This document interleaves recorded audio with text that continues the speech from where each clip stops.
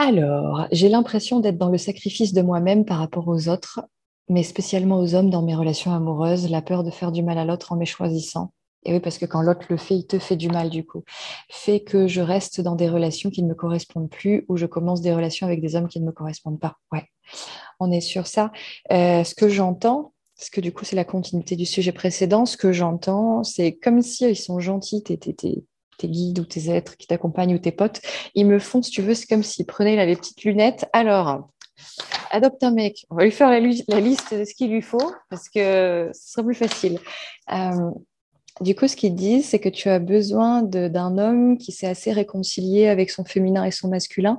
Tu as besoin d'un homme qui est quand même assez accompli, on va le formuler comme ça. Tu as besoin d'un homme qui a quand même vachement travaillé sur lui. Sinon, ce qui est dit, c'est que tu vas t'ennuyer beaucoup et voire même rejouer des blessures alors que tu n'as plus du tout besoin de les jouer. Ils disent vraiment c'est fini, on n'y est plus sur ces blessures, on passe à autre chose.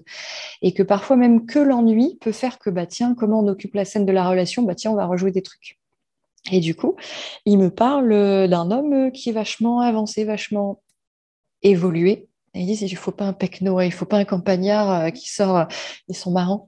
Et voilà. Et que te reconnecter encore plus à l'énergie d'Andromède pourra aider, puisqu'a priori, il me montre cet homme très connecté aux énergies d'Andromède aussi.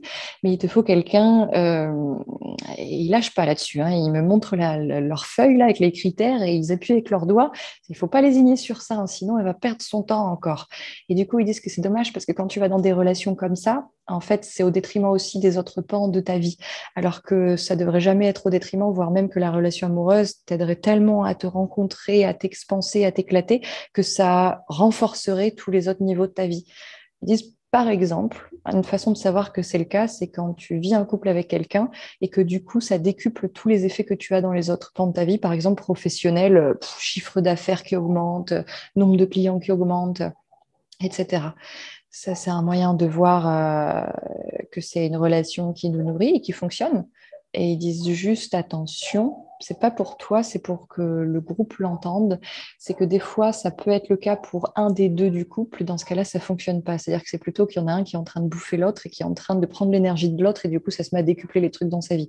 C'est pas du tout ce que toi tu vas faire, mais ce qui a été fait auparavant avec des partenaires que tu as eus vis-à-vis de toi où ils t'ont bouffé en tout cas. Pour toi qui bouffe, ils disent ça risque rien. Tu peux y aller, tu peux même faire comme Jean-François tout à l'heure, essayer de manger les gens, le territoire des gens. Ils disent il n'y a aucun risque, tu vas voir que ça risque rien du tout. Voilà. Donc c'est juste faire attention de tomber sur quelqu'un qui a assez de conscience disponible, qui a assez bossé sur lui, qui a fait un chemin euh, pour qu'il soit un peu quand même au même niveau que toi. Ils disent que c'est vraiment important et que tu as besoin de ça. Et que c'est chouette de le légitimer et c'est pas du tout prétentieux. Voilà. Est-ce que c'est bon pour toi? Merci à toi.